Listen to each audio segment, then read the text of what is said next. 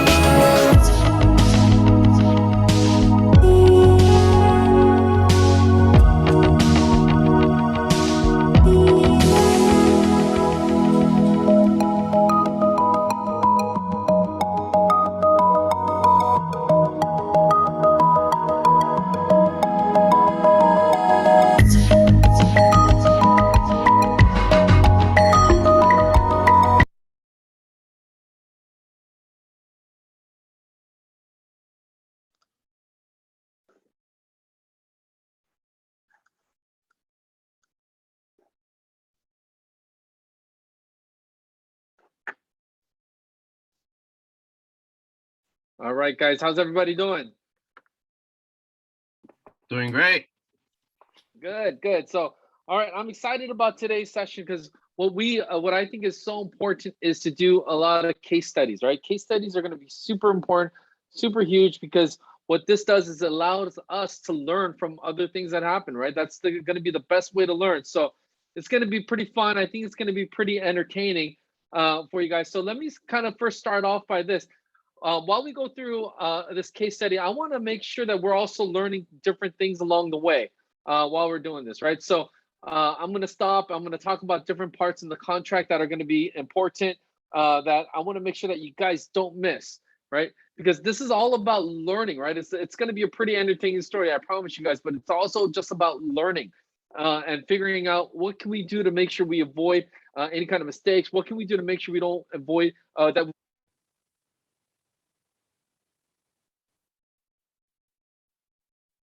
The volume went out. There you go. Wait. There you go. Yep. I think it's time for new AirPods. My AirPods are kind of going in and out, but all right, I think it should be good. So I would say, so a couple months ago, we get this listing, right? So he's an old client of mine. I was able to sell him this house. I had the listing before. In the listing, he came in as a buyer represented by another agent. The deal didn't go through, so it ended up canceling escrow. But then he calls me about a week later saying, hey, is there any other way that I can do this? Because I really want this house. So long story short, we end up getting the house for him. 2.5 years later, I show him, hey, look, it's one of those care calls. It's like saying, hey, check this out. Did you know that your house is worth this much money, that we can actually sell it for this much? And then he's like, kind of like, oh my God, I was like, would have never known that. Like, so, we get him the net sheets, get him everything going. And now he's like, all right, cool. Like, this is what I want now, right? So then he ends up, we agree to list the property. We go at a price of $1,009,900, right? So $1,009,900. Awesome. Cool. So we got that now. Now $1,009,900, we're going to be the highest priced property in that community, right? Another one just closed escrow right under $1 million. So we're about $10,000 above that price. So we get a couple of offers. We end up opening escrow at about $60,000 above asking. So $1,070,000. Woo! Awesome, right? $60,000. It's great. So now my seller, right? We're gonna call him Michael, and that is his real name. We're gonna call him Michael. He's now saying, now I gotta find a house to buy. So we find another house on Brennan Way. We find a house on Brennan Way, and we're like, all right, cool. I like this house. Sorry. I'm sorry, Celinda's like there by herself. I'm so sorry. Can you go on Zoom? Okay. I think I owe Cassidy $100. I'm just so anyways, Cassidy's not on this, so she's not paying attention. Okay, good. No, so I heard that. I got it. Did you tell Celinda to go in there? I promise I didn't say anything. It's an inside joke, guys. But anyways, so It now wasn't a joke. my seller's got to find a house to buy. So we're like, okay, we go into this house, and I'm convincing, and this is important. The way we went up against 5 different offers, and I basically told that listing, hey, look, my buyer is in escrow. My buyer has to sell his house. He has to buy this one. He's not here to play games. He's got to close on this one. You're going to have a done deal. So I was trying to give that listing agent the confidence that, hey, look, don't worry about a thing. We want you to feel good. My buyer has to buy this house because they are selling theirs. But then again, now the listing agent's question is, well, what if that escrow doesn't close? Will they still be able to buy this house? And actually, like they would have. They actually had the money to still buy that house, right? So it all worked out where, okay, cool. They were able to still buy that house even if they weren't going to be able to sell theirs because they had some money for a down payment. So now they're in escrow on a conventional loan. It's going to be 20% down. Everything's good, right? So now, it comes down to a point. There are a lot of things, crazy things that happen in between, believe me, right? So, I mean, we had to switch lenders in the middle of it because the lender that we were with didn't even do an appraisal for 2 weeks, didn't even order an appraisal. Unbelievable, right? Pretty bad experience. But here's what happened. Towards the end of the escrow, we had loan docs ready to go for my client's buyer, right? And then here's the situation. My client is just this guy, and he's going to buy it with his nephew. Okay, I mean, I'm not here to ask questions. But now that I think about it, maybe I should have, right? But he was about to buy this house with his nephew. It's just him and his nephew on the purchase agreement. Here's the thing. What I didn't know is he's in the middle of going through a divorce. He's going through a divorce. So what has to happen in order for title to insure this this property, to give him title insurance, they need the wife to sign off on basically it's a quitclaim deed, right? You're basically saying, it's that the spouse knows that the spouse is gonna buy the house without them, right? They're making sure that the spouse knows they're not gonna be on the deed. The spouse doesn't want to do that. The spouse refuses to do that. So now you have this guy that's right about to close. He removed all contingencies, by the way. All contingencies are removed, and the spouse will not sign this document. He can't get title insurance. He can't close on the escrow. So now what kind of situation do we have now? What do we do here? Anybody? We're like 2 days away from when we're supposed to close. Loan docs are about to go out. What do we do here? Make an offer to the wife.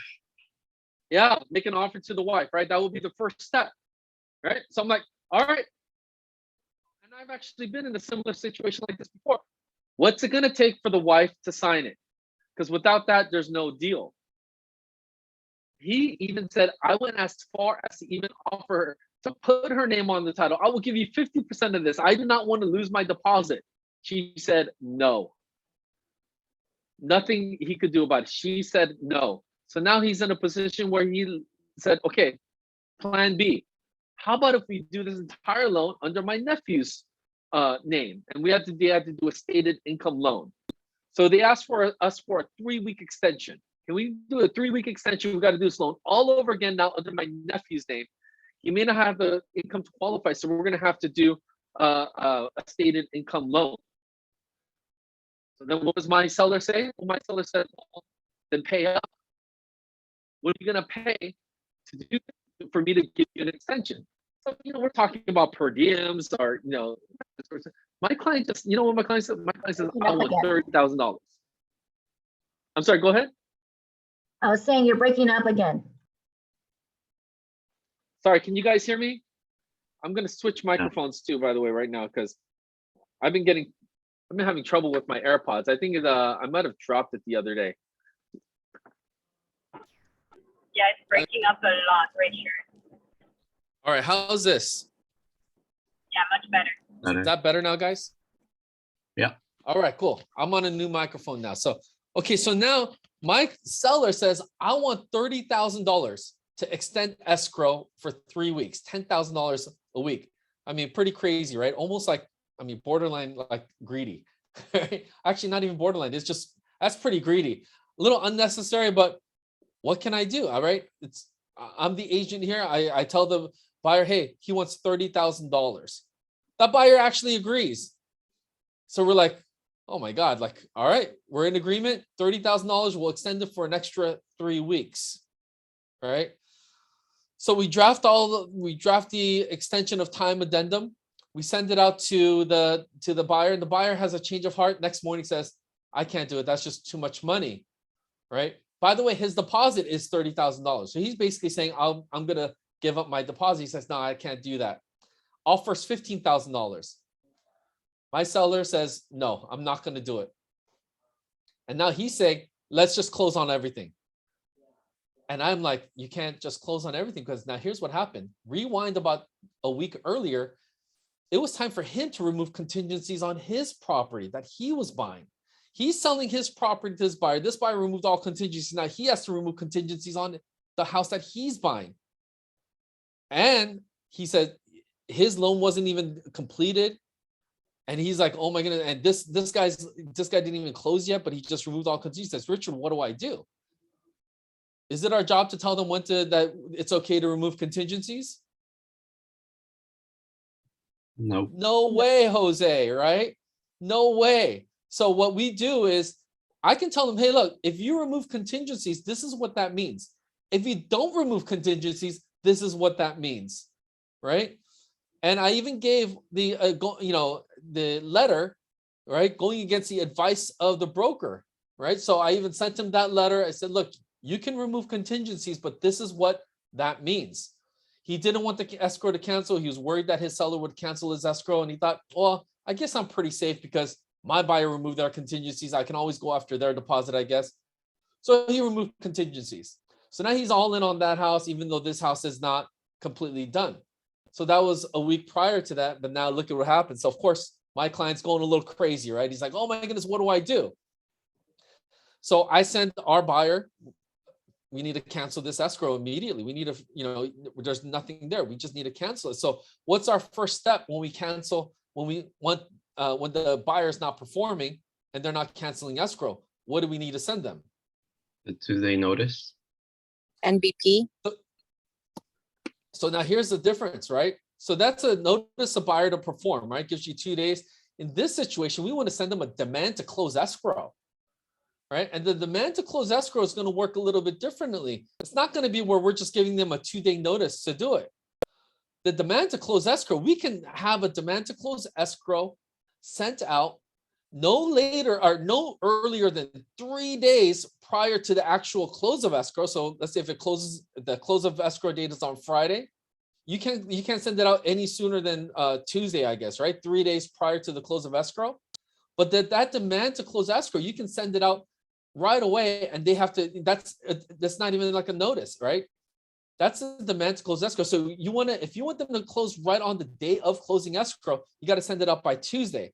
So what that means is, if the closing date is Friday, you're not giving them Saturday, so you're not giving them an extra couple days. You're just sending that demand on Tuesday. So that deadline is still Friday. They have to still close Friday. But remember, there's a 3-day buffer. So you just have to send it 3 days ahead. Does that make sense? You guys follow me? You guys follow me? So a lot of people will get those two things confused: the demand to close escrow and a notice a buyer to perform. Those are two very different things. Notice a buyer perform, you're sending it out like on the day, right, when they don't perform, and then you're giving them 2 days to perform. The demand to close escrow, you can basically demand them to close it on that scheduled closing date. You just have to send it 3 days prior. So we send out the demand to close escrow, and you got to send that out right before you send the CC, the cancellation of contract. Send it out. They obviously can't do it. So then we send out eventually the cancellation of contract. And in the cancellation contract, we're asking them to release their deposit. Their deposit is $30,000. They agreed. They signed it. And they just released all $30,000. They didn't even put up a fight. Pretty crazy, right? They didn't even put up a fight. Right? So here's my seller now. He's got $30,000 now coming to him. And then now he's like, oh, wow, this is kind of nice. I got $30,000.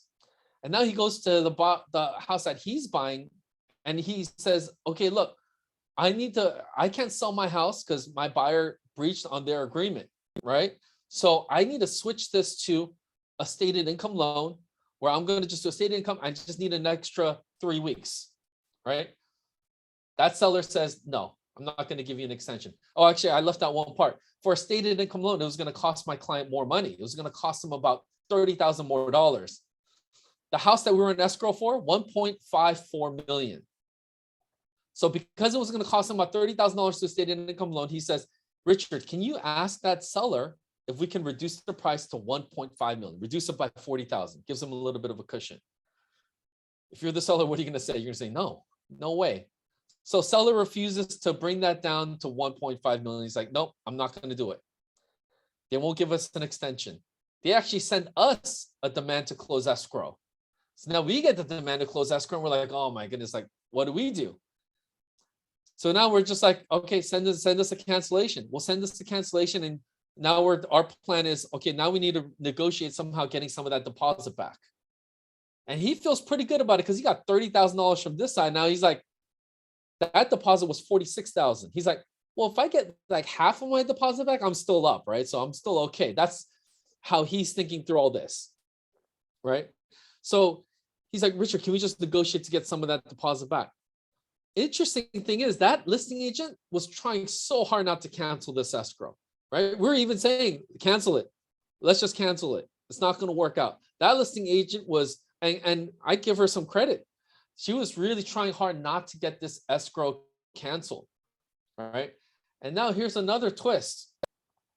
Now my buyer is like saying, okay, you know what? Let's just put that house back on the market then, because I guess I'm stuck. I've got to buy this house. Let's put that house back on the market and let's see if we can get another buyer. I put that house back on the market for 4 days. On the 4th day, we're already getting all these calls. He calls me, says, no, I don't want to go through this again. Forget it. I'm not going to buy this house. I'm just going to buy the house on the stated income loan. Richard, you got to make it happen. You got to get them to reduce the price so that I can buy it on a stated income loan. Now, here's the thing. Here's the problem, though. He wants to buy that on the stated income loan. It's going to take another 3 weeks to do that, right? And they don't want to give an extra 3 weeks. They don't want to give the extension. They don't want to reduce the price. So we're now still at a stalemate. So I says, Michael, you gotta do something here. We gotta either sell this house or they're not going to give you an extension. Or what are you going to do? Right when we're having a meeting, I get an offer for that house. I get an offer for $1,070,000, the same, right? Because there was an agent that asked what price we were in. I told him we're at $1,070,000. You can't go anywhere below that. And the seller actually gave me permission to tell people I'm not going to take any offers below $1,070,000. So I get an offer for $1,070,000 on that house. Everybody's following me so far, right? I got to present the offer. I got an offer. I got to present it. So I said, look, Michael, you got an offer for $1,070,000. Perfect. It's exactly what you were in escrow for before. Let's work out just an extension with that other house and let's make it happen. And now when I said before that this guy was a pretty greedy guy, that was an understatement. Now he says, no, you know what? I'll do it for $50,000 more. So he wants me to counter that at $1,120,000. When he was like perfectly fine with $1,070,000, which is still $60,000 above asking, he says, no, I want $50,000 more and I want all contingencies removed right from the beginning. Well, I present the counter and they're like, well, that's pretty crazy. But these people were so desperate for this house. They wanted this house so bad. They're like, well, take the deal, but give us at least a 5-day contingency period so that we can at least do a physical inspection. But I finally convinced the seller. We agreed on a 3-day extension. So I got this offer. We figured this out on Friday. On Saturday, he says, I'll give them till Tuesday. I'm not joking, guys. I got an offer for $50,000 above the 60. So now we're at $110,000 above the original asking price with contingencies being removed in 5 days, right? Or 3 days. Buyer takes it. Buyer says, okay, I'll do it. So now we have so many moving parts. So now Michael has a new buyer for his house. And now he's like, cool, now I can buy this house. I was worried about losing my deposit and whatever and canceling, but now I can do this. So let's do it. So we move forward now. Okay. Everything's looking like it's going. By the way, this is about a 1.5 month long process. And there are a lot of even things in there where, I mean, my client was just like, you know, he wanted to do this, wanted to do that, kept going back and forth. And now we're about to close on both escrows. Everything is sounding pretty good. So we're all happy. And then here's what happens. Then this buyer's agent, 2 days before closing, we're supposed to close on a Monday. So 3 days before, on Friday, sends me an extension of time addendum saying they need 3 more days. Right? They're a little bit behind. I'm like, why does this need 3 more days? We need to close this on the following day, right? Of this closing. So this is scheduled to close Monday. This is scheduled to close actually Wednesday. On Friday, she tells me I need 3 more days. Why? This buyer for their house was selling their house to buy this one. So now that house being sold was delayed. So now because that house is delayed, this has to be delayed. So now this has to, so it's just a domino effect, right? So I'm like, okay, wow, I get it, because they actually lied to me in the beginning. They said that they're buying this house as an investment property. That's how they even submitted the offer, that they were not gonna, they checked the box. They don't intend to occupy. So they actually, I mean, they're not even following the contract, right? Anything changes in the contract, we got to know about it, right? So they didn't even do that. They sent me an extension of time addendum. My seller is livid, says, I want $1,000 a day for every day that they want to extend. Okay, sounds a little harsh, but okay. Buyer agrees. I write the addendum, send it for signature. Seller says, no, you know what? Forget the $1,000 a day. I want to just cancel. I'm going to buy this house he's a veteran, by the way. He's like, I'm gonna just buy this house on a VA loan, and I'm gonna just rent it out, right? So I'm like, yo, you're on a VA loan, you can't even rent it out. You got to occupy the house, right? You got to occupy the house. But this guy was ready to leave this family hanging, right, with nowhere to go because they're selling their house. They're about to leave their family hanging with nowhere to go, and he wanted to cancel on them. And then now this family's stuck. So now this is Friday night, right? Friday night, I'm having this conversation with him. I say, Michael, you know, they're about to sell their house. They're closing their house in order to buy your house, but you are about to cancel on them. He's like, that is correct. Like, no hesitation, doesn't even blink an eye for it. He's like, yep, I'm going to cancel. I'm going to get both houses. See, there's no guarantee you're going to get this house. You know that, right? They have to give you another extension if you want to buy this house because you're not able to sell this one. Now you do have to go back to the stated income loan. He says, that's okay. I'm willing to take my chances. So not a very reasonable, logical guy here that we're dealing with. And now this guy says, okay, well, you know what? Look, I want to demand to close escrow right now. I want to send it. Oh, I'm sorry. I'm going to give them till Wednesday. So I want to demand to close escrow to be sent out, and I'm only going to give them till Wednesday, 2-day extension. This buyer's agent is so relieved. Oh, thank you so much. Oh, we'll get it done by Wednesday. I just wanted a 3-day extension just in case, but thank you so much. We'll make it happen by Wednesday. So the problem is because they're selling their house, they don't have the funds yet. They needed to bring to the table about $120,000 to close on that house. They didn't have it because they didn't sell their house yet. They didn't have the proceeds yet. All right, so now here we are where, and sorry, if this was live, I did this live before and I was able to draw it all out, so I don't have that with me. So here's what's happening now. They are ready to buy this house, but they don't have the funds because they didn't close on theirs. My seller is saying, I don't care. I'm going to cancel and I'm going to just ask for an extension on the house I was going to buy, and I'm going to keep both houses. Right? You guys follow me? And now that buyer is panicking, saying, oh my goodness, what am I going to do? I'm going to have nowhere to go. Send out, but my seller's like, I don't care. Send out the demand to close escrow, and they have till Wednesday. So this is a conversation on Friday. Friday night, he sends me an email late at night saying, hey, Richard, I want to make sure that I can cancel immediately by Tuesday, by Monday. I want to cancel by Monday, the day that we're supposed to close. I'm not giving them till Wednesday. Oh boy, so he changes his mind. Buyer's like panicking. Literally, I had the buyer's agent call me crying, literally with tears, crying and pleading with me to talk to the seller. And at this point, you know, you almost have to talk with no emotion, right? And just saying, I'm sorry, but this is the seller would like to send you a demand to close escrow. And this is how it's going to be. Nothing I can do about it. Right? So then now he doesn't even give them till Wednesday. So I send my client a demand to close escrow to sign on Saturday morning, right? Because it was a late email. So now he's basically, that's 3 days. So Saturday, Sunday, Monday, Tuesday, he have till Tuesday to close now. So I send it out on Saturday and I call him. It's like, look, Michael, if you don't want to give them till Wednesday, then, you know, now that it's Saturday, I'm going to send this demand to close escrow out to you. You're basically giving them till Tuesday. And for the life of him, could not understand the fact why he couldn't do it till by Monday. I'm like, look, you emailed me late saying that you wanted to cancel immediately. He could not understand why there has to be a 3-day period. So he basically got to the point where I just said, you know what, like the words it's like, you know, I just couldn't even deal with it anymore. I don't care. He basically he hung up the phone on me and he finds out who the buyer's agent is, of course. And he calls the buyer's agent directly and negotiates a deal with the agent directly and says, Richard has been fired. Do not contact him. This is you and I will give you an extension, but I want $50,000 to extend it till Friday. And the $50,000 will be non-refundable. And I want $1,000 per day.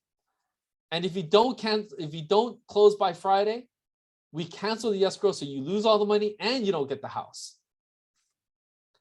What this buyer's agent didn't realize is he never even signed the demand to close escrow. from the point that now this is like over the weekend, right? They get it signed on Sunday.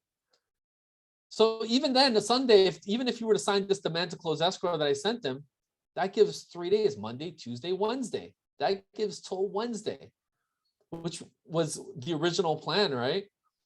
But this buyer's agent and the buyer were so desperate, they signed the agreement. They agreed to give $50,000 released from escrow to extend it till Friday. Pretty crazy. A lot can happen when you don't know your documents, when you don't know your contracts, right? When you start agreeing to things that you don't even have to agree to, which is basically what they did. They agreed to something that they didn't even have to agree to, but they agreed to it. And now the agent put their client in a position where they would have had to release $50,000 from escrow. So now Monday rolls around, which is the day that we're supposed to close. I'm in Vegas for Mega Camp. And then all of a sudden I'm seeing notifications from escrow saying, hey, we got a wire for part of the funds that we need from the buyer. So they needed about 120,000. Like, hey, we just got a wire for 40,000. An hour later, hey, we got another wire for 30,000. Hey, we got another wire for 25,000. So this buyer is pulling money from all sorts of different places, calling everybody, trying to get the money in there by Monday. They end up getting all the money in there by Monday, which is our scheduled close of escrow date. And we end up recording on Monday. They didn't even need the extension after all. Pretty wild story, right? Pretty wild story. The lady, the buyer's agent basically said she almost quit real estate because of this deal. She said she couldn't sleep at all. She almost quit real estate. She said she was crying. The client was crying, all this sort of stuff. And I think the lesson, one of the big lessons is there are too many people involved here that didn't know the contract, right? I was trying to explain to my client what the contract was like. I was trying to explain to the buyer's agent about the contract. So that was a big, big mistake by a lot of people. Now, one thing that I wanted to talk to you guys about today is to learn from this is knowing that contract. Because I think the demand to close escrow is a contract that a lot of people do not encounter regularly, right? Would you guys agree? How many of you guys have ever done a demand to close escrow? Nope, I haven't. Nobody? Okay, so I'm going to show you guys a copy of this. Did everybody follow the story okay? Yes. Was it? But Oscar, Richard, I do have a question. Are we Yes. supposed to send that every time or only when you want to close that day when they ask for an extension? I'm sorry, could you repeat that one more time, please? Are we supposed to send it every time that we're going to close or only when we don't agree to an extension? Or are you asking, are we supposed to send it every time? Yes. Well, okay, so let's say you're scheduled to close on a Friday, right? And most cases, you don't know that you're not going to close until kind of the last minute, right? You're always like, people are trying to make sure that it works and there's no extension that's agreed upon, right? No extension of time addendum that's agreed upon to extend it. Then it kind of comes to the point then there's no extension that's agreed upon and you're like, dude, I have no choice but to close on Friday and they don't do it. You got to send that demand before you can send a cancellation. Does that answer your question? So on a normal escrow that's not crazy like this one, do we need to send it or not? Or only when you have a crazy customer like this? Okay, got it. So yeah, well, you have to send it if you're going to cancel it. You have to send that first before sending a cancellation of contract. Does that make sense? So when it comes down to it, like, look, this was a little bit different because the seller was not willing to give an extension at all, right? So it's a little bit different. In most cases, maybe a seller's cooperative and they're going to give the extension, but they're like, oh man, this buyer is really dragging me through the mud on this one.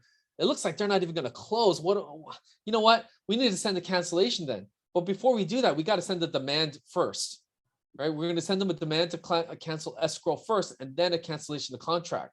So that's really important to be aware of. So that's a great question, Karina. Most cases are not going to be this wild, right? Right. You're not going to have like sellers that are going to want $50,000 for just a few days of extending and buyers that are willing to pay that. Right? It's crazy. It's absolutely crazy. So let me pull this up for you actually. So I'm gonna actually pull up this exact file. And you'll have a better understanding of it. So when we sent the demand to close escrow,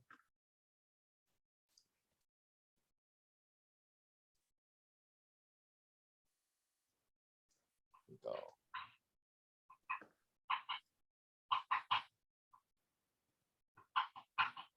Okay, so here's the demand to close escrow.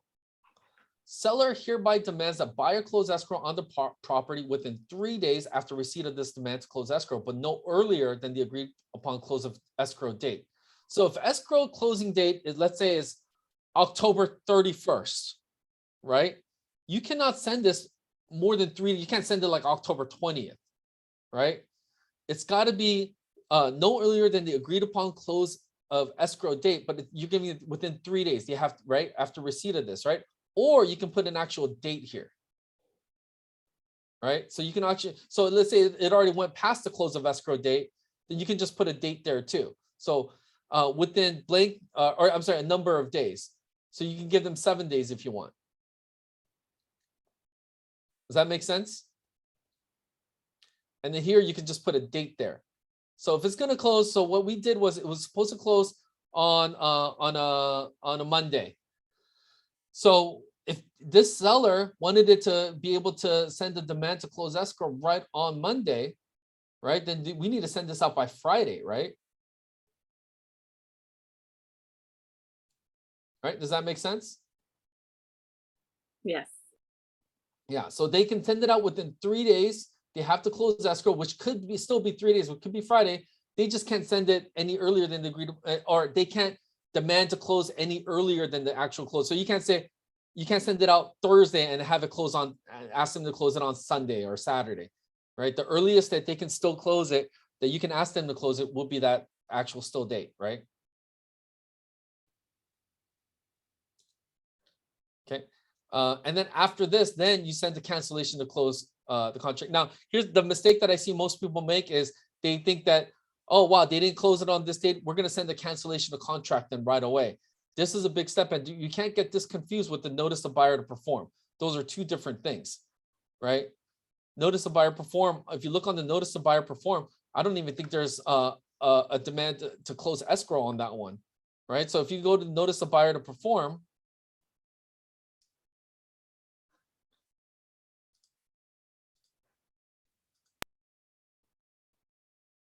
you're not even going to see that, right?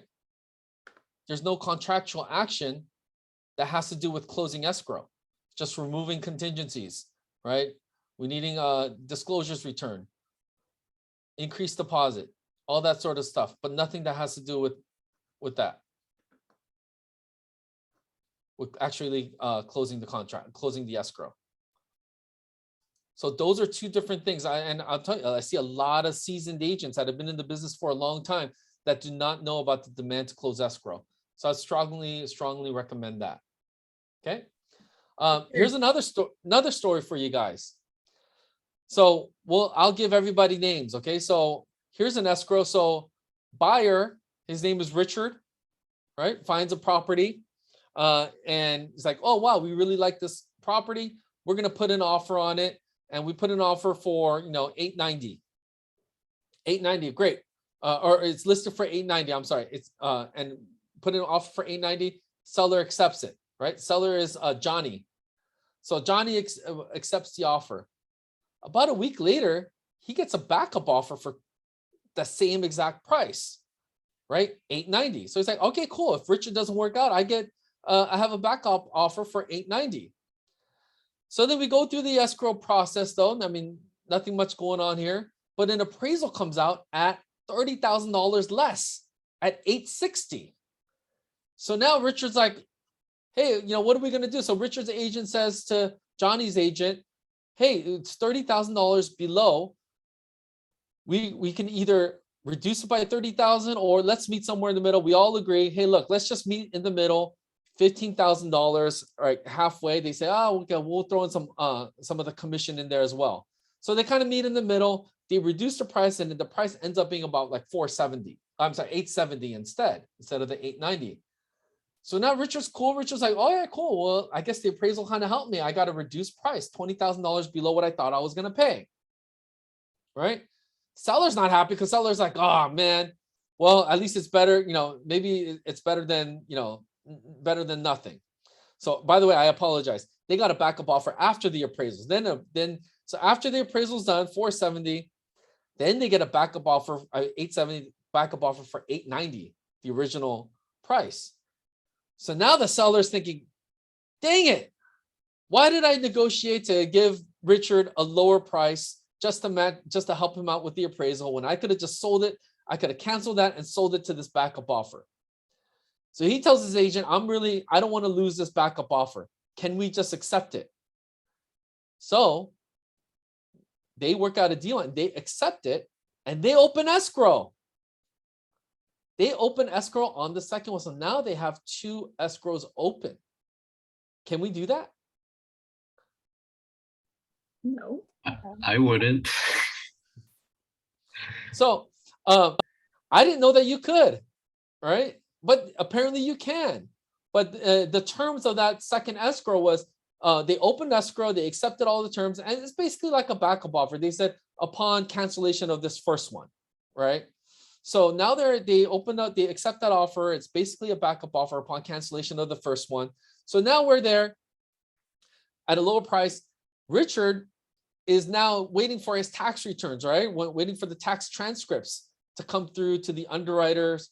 But then there was a government shutdown that year. You guys remember there was a government shutdown, so it kind of delayed the taxes a little bit. So that came out a little bit late. So Richard's like, hey, seller, I need an extension. Can you give me a 5-day extension? Seller's like, 5-day extension. We'll give you a 5-day extension, but we want $5,000 released from your deposit. And that $5,000 to be towards your purchase price, right? Okay, so it's not 5,000 extra. It's just I'm just releasing 5,000 because they needed some money for moving expenses, right? And to stay there a little bit longer, they needed to pay a little bit more on the mortgage and whatnot. So Richard releases $5,000, right, to go towards the purchase price. Then the tax transcripts still don't come out 5 days later. Richard's like, hey, I need another 7 days. And it's totally out of his hands. Got nothing to do with it, right? He didn't have anything. It's the government just didn't come out with those tax transcripts. But now the seller is saying, no, I'm not going to do it because I have this other offer. I'm going to just cancel you. And I want to just accept this other backup offer because it's higher. So now, and here's what the seller says. The seller says, we think you paid the appraiser to come in at a lower purchase price. We think you paid them. Right? So, Richard's like, what? Are you crazy? Like, I mean, it's just a wild accusation, right? So they're just so upset. They want to cancel the whole thing and go with the second buyer. So now we're going back and forth. We're fighting, right? It's about to go to court and all that sort of stuff. Richard finally, it's now basically time to remove contingencies. He doesn't even want to remove contingencies. They send a notice the buyer to perform. 2 days notice. Of course, contingencies aren't removed because we don't even have the tax transcripts yet. Then they send a demand to close escrow, right? Or cancellation of contract. Nope, sorry, can't even cancel the contract because I want my $5,000 back then. Right? So remember, I released Richard released $5,000, right, to the seller. Released $5,000, says, I'm not going to cancel this contract unless I get the $5,000 back. And now they tell Richard, no, that $5,000 is ours to keep. Whether you cancel or not, or whether you buy this home or not, that $5,000 is extra. That's our money. You don't get that back. What do you suppose happens there? You can either negotiate or go take it to, what do you call it, a small claims court. Small claims court. Okay. What else? What are some other options? Wasn't it was released from the purchase price, right? So the language on the document was $5,000 to be released from the deposit that escrow is holding towards the purchase price. That's very Right, so, specific. yeah. So at 890, then basically the balance is 885, right? If you don't Right. consider So isn't that a document enough to prove that they have to Return If there's no purchase, there's no purchase price, right? Right. It's very specific. That the money is for the purchase. Right, yeah, so Oh, that's Richard, wrong. so Richard was smart enough before he signed that, he took that to a real estate attorney to look it over. Real estate attorney agreed. There's no purchase and there's no purchase price. But here's what attorneys will always tell you.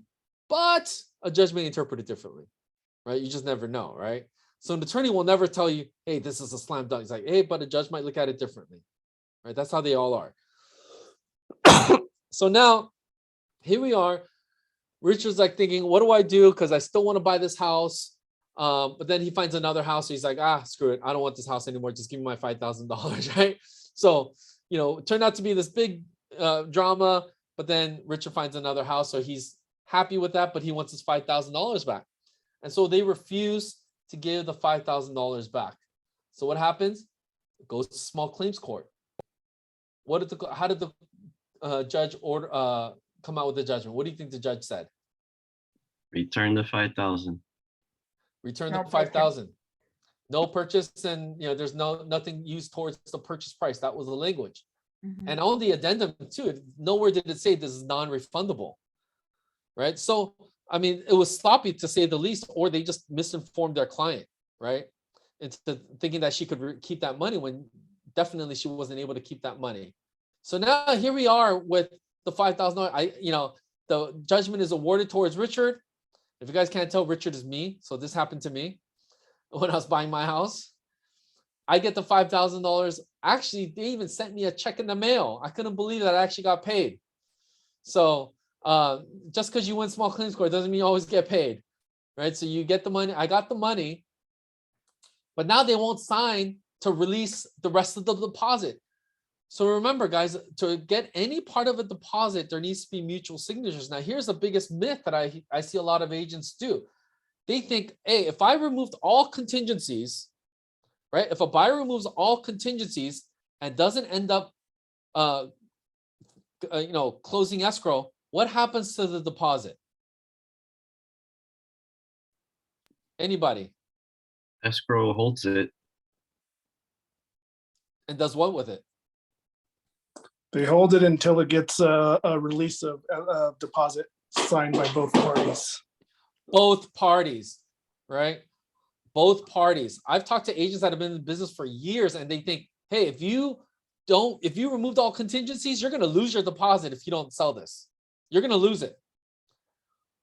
So the only way that deposit is going anywhere is mutual signatures or judgment, right? From a judge, arbitrator, right? There needs to be one of those two things for that money to be released. Escrow will not be held liable because escrow companies don't want to get sued either, right? So you do need mutual signatures. There's even a paragraph in there. I think there's a civil code that there's a fine of $1,400 if you refuse to sign and if you don't have any legitimate, argument or case, whatever you want to call it, right?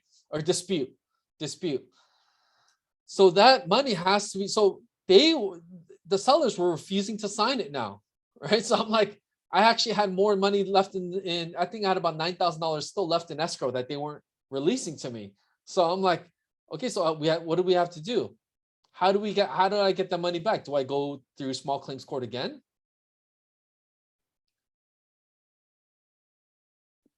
Probably, yeah.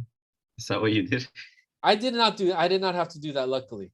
Luckily, my attorney wrote a letter, a very scary letter. I paid him $400 for one letter, right? And that got them to sign it and release the rest of the deposit, right?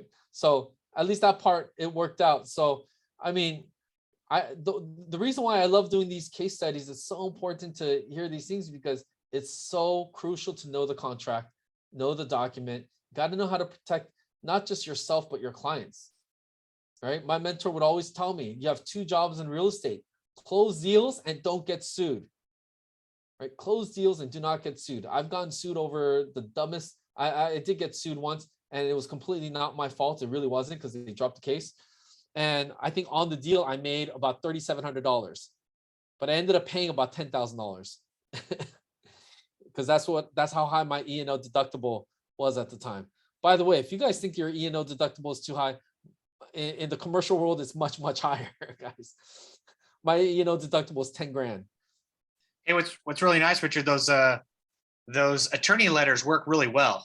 So starting in November 1st, we actually have a new service that we're rolling out. We're going to do a training class this month on it. It's called Real Estate Risk Management, which is similar to prepaid legal, where we actually have legal counsel that represents us personally on a personal note and all of your customers. So it's going to be actually really great. We'll actually roll out some Q&A and have some trainings around it on how you could use real estate risk management to sell to your customers, to actually get listings and buyers as well. So it's a really great service. And I can't tell you in the last month how many times I wish we had them already because of the fires that I have to put out all the time. Oh yeah. Look, I'm glad you brought that up, Rob, because I'm 100% behind this program. So what it basically is, it's a company that works with several attorneys in their network. And a lot of times, you're not even going to go to court. You're going to be able to avoid court because here's what attorneys do. They start sending each other letters. And it's funny because my attorney even told me too, he's like, whenever they get a letter from an attorney, you know what the first thing they do? They look up that attorney. Who is this guy? Who is this girl? They're like trying to see who they're up against. And sometimes the attorney with more experience wins, right? It's just like, all right, maybe we should just back off. So these letters, I paid $400 just for this one letter, but I squashed it. Totally worth it. 100% worth it. I probably would have paid more, right, than that. So, we're in a business where there's so much money floating around, right? There's a lot of money going around. So I'll tell you this right now. I have worked with attorneys as they were my clients, and I knew more about the contracts and I knew more about legal stuff than my attorneys did. But do we give legal advice ever? Of course not, right? No way. But we can definitely advise, and we should advise on the contract. We need to know that contract like that's our most important thing. If you do not know the contract, if you do not know what's in paragraph 14 and what's in paragraph 3, those are probably two of the most important paragraphs. You got to go back and study what's in paragraph 3, what's in paragraph 14. Really, really important. All right, any questions before we end here? There's so many escrow nightmares out there. So I'm sure there's some people on this call that probably share some of the things that happen. But on the leadership side, we see a lot of things. So a lot of it is just, being proactive about things. And one of the biggest things you be proactive about is your preliminary title report. So knowing what's on somebody's title, is extremely important. There's a lot of things people could put against you in your house and your property. It could be tax liens, child support. There's a lot of things. I see a lot of real estate licenses as well. They tack things onto there. They'll cut your real estate license off for child support, for drunken driving, for a lot of things. So a lot of people don't know what's on their title. They might have got a mechanic lien from an old friend who helped them build a fence on a weekend for a 6-pack of beer. And then all of a sudden they haven't heard from this guy again, and boom, lien on their property for a $20,000 mechanic lien. And you can't find this guy, right? And it shows that the title is clouded, and it makes it hard to sell a clouded title. And you can't. You have to sell it free and clear. And that's why you get title insurance. So understanding what's on a prelim, how to read it. And then if you have any questions, obviously having your title rep explain it directly to your seller or your buyer to see what's on there. Solar property liens, liens for hot water heaters, water softeners. There's a lot of things they could put on the property. So, preliminary title reports. So next time we have a title class, something you probably really want to pay a lot of attention to, because they're paying us a lot of money to advise our customers on what to do. And if you can't advise them properly, then that's kind of on you, if you steer them in the wrong direction. Same thing with home inspections. You're not a home inspector, but you should know quite a bit about homes. And I just got the elite group just left my office about a half an hour ago. And we had the same conversation. How many realtors know nothing about houses? Nothing. Like, they don't know what a, water regulator is. They don't know what a dampener clamp is. They don't know what a lot of things are. So you really got to understand what's in a house. And, especially when you're asking for requests for repairs or advising your customer on what to do with certain things, like, you got to know what you're talking about. They're paying you a lot of money to do that. So your education, from your real estate exam goes far beyond, the 9 discrimination questions or the 300 discrimination questions they have on your California real estate exam to really understand how to sell a house. There's a lot more to it than what the state has you do on your state exam. So be ready for a long and wild ride, because you're always going to be learning something new. And we learn a lot from these escrow nightmares, by the way. So every time we get a couple escrow nightmares, we'll probably have another class and explain what happened. And that will help you not make the same mistakes some other people have had. Yes, yes, thank you. My next training class, we'll send an email out and notifications out, but it's going to be my class called What to Say and How to Say It. It's going to be a class on basic sales scripts. I think it's a very, very important class. We are in the business of talking to people. We're in the business of having conversations, and we're in the business of sales. So this is going to be a great, great class. I strongly, strongly recommend it, not just because I'm teaching it, but I love teaching this class because I just love this subject. I love this topic. And this one, we'll definitely do it both live and on Zoom. I don't want anybody to miss it, but it's going to be a great, great class. So strongly recommend What to Say and How to Say It. Hey, Richard, Nancy's actually on this call. I don't know if you guys have met Nancy. Her and her husband are actually home builders. So I'm sure, Nancy, if you're available, do you have any escrow nightmares that might have popped up maybe on the home builder side, or something that you might have seen that maybe some of these other agents haven't seen that they should probably avoid when it comes to possibly new home builds? Hi, everybody. Well, actually I do, but luckily it wasn't for any of my clients. It was for us. And I guess that's part of the reason why I got into, like the real estate classes and stuff. Long time ago, back in 2005, we were trying to buy an empty lot in Reseda. And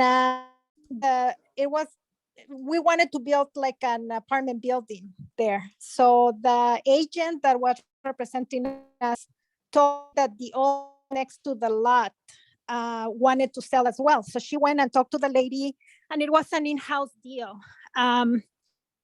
We couldn't get the loan, but we didn't read the contract, and she didn't explain the contract to us. And basically, because we are builders, they thought that, these people know what they're doing.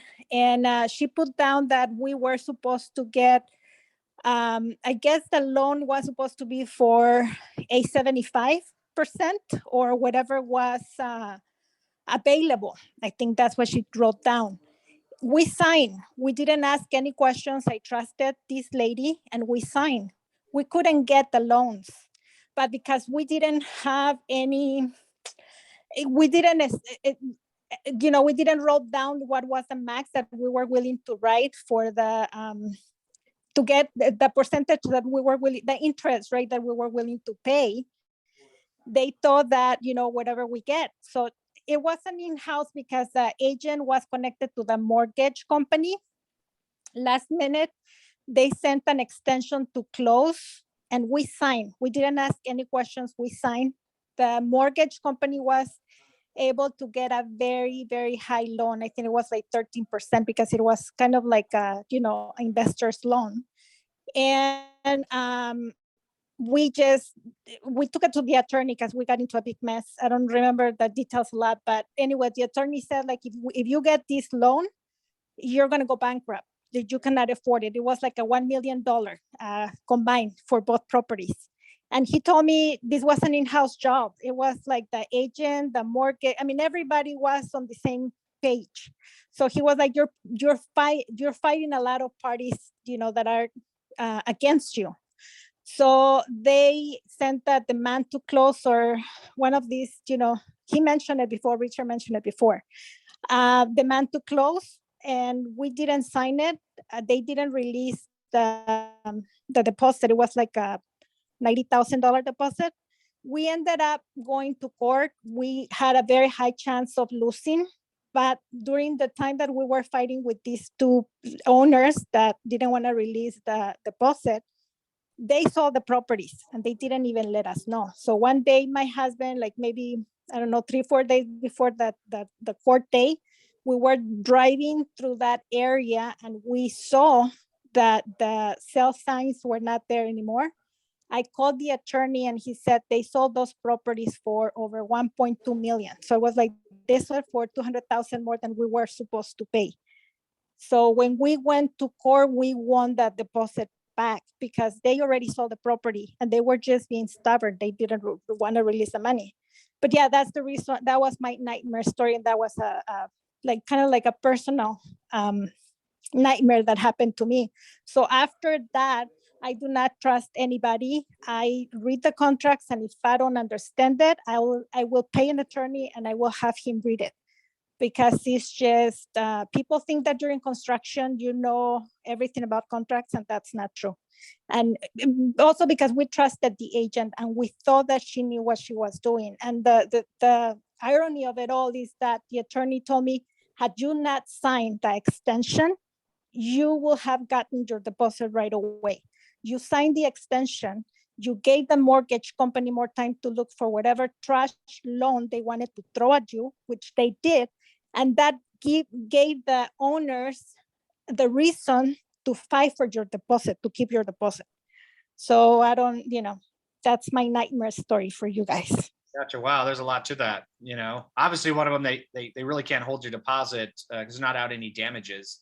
So yeah, but the thing is that because we signed the extension, and they, during that extension, the mortgage company was able to get a trash loan, and they threw it. So they gave the impression to the owners that we didn't want to close.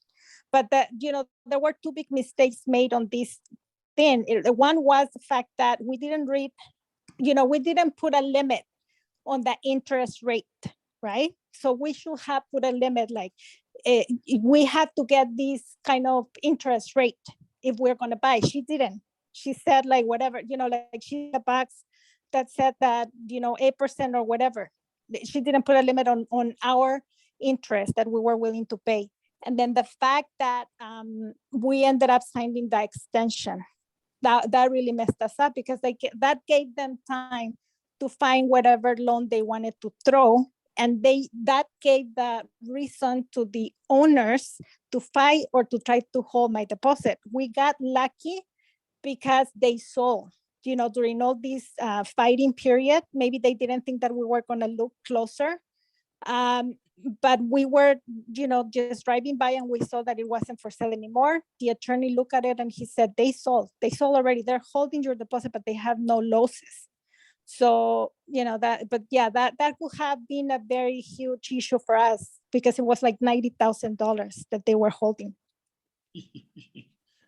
Awesome. Well, thanks for sharing that. Wow. So you're welcome. Starting October or January. Yeah, but that was very big. After that, I read every single thing. I bet. Now starting November 1st, we'll have some attorneys to help us with that. That's not going to cost you anything. So you got questions about a contract, we shoot it to the attorneys, have them look at it, and that actually represents you, which is kind of nice. So Rob, that was a great point, because seeing so many contracts that I've seen over my time in being a real estate agent, I rarely ever see on the purchase contract or on the listing side that the agent actually puts the percentage or the interest amount not to exceed a certain amount on the first page of the purchase contract, which leaves it wide open, right? And like she's saying, if you put that not to exceed a certain amount and you can't get it under that interest rate, then that's another option for you to opt out of that contract, right? If it doesn't fall in line with that. But if you leave it open and it could cause a big problem. That was a great point. Yep. I love that you brought that up, George. Yeah, exactly. It's that paragraph, right? When you talk about the terms of the loan. Yeah, a lot to learn in our industry, a lot of mistakes that we can make. So, definitely, if you don't know, ask a question. That way you don't end up in litigation. Ask as many questions as you like. So, and another thing that I wanted to point that out, just because somebody is an expert on an industry, don't make assumptions that your clients, because like Richard said, right, you have clients that might be attorneys, and maybe you know more than them, but don't make assumptions. And like for me, the lady kept saying, oh, you are in construction, you didn't read the contract. Well, yeah, I am in construction, but I don't deal with the cars contracts. I wasn't familiar, and I trusted her because we told her, if we cannot get a loan less than 6 or 7%, we're not buying. And she didn't write that down. She, I don't think she wrote the limit of the percentage or something, but the thing is that we got a very high percentage, interest rate that we couldn't afford. So all of these things, all your contingencies, right? They had to be very specific, and you have to look at them. And for me, that was like a nightmare. And I will never, like I read and reread everything that I agreed to, because she was assuming that I knew those contracts. I didn't, and she didn't do her job because she didn't write down what I was telling her that I could afford. And then she, on top of that, she sent us an extension that we ended up signing that really screwed us up, because the attorney mentioned right away, 2 mistakes. She didn't put like a limit on the percentage, the interest rate, and she sent you the thing to extend escrow. She shouldn't have done that, because if you didn't extend escrow, she just gave the owners reason to keep your money. And like I said, he was willing to fight, but he thought, I don't know how much you're going to get back, because at that time when we had our last meeting with the attorney, we didn't know that they already sold the properties. So it was like 3 days before the trial that we found out that, they sold the properties. That's why they released the, we ended up not going to court, because, they released the money because they knew that we cut them. But yeah, that was really scary. Thanks for sharing that, Nancy. So, and by the way, too, just one last plug. Nick, our broker, he's great. He's great with just responding. If you have any questions, if you have broker questions, you guys should all have him on speed dial. So, luckily we have Rob here also. We have a lot of great seasoned agents here as well that you can always go to for help. You don't have to go to Nick for every single question. Like, what do I put on this line? Right. But when you really need to talk to our broker, he's great with advising on stuff like that as well. Okay, guys. Thanks, guys, for joining me today. Again, join me, please, for the next one, what to say and how to say it. And we'll do some more escrow nightmares next time. Have a great day, guys. Thank you. Bye. Bye.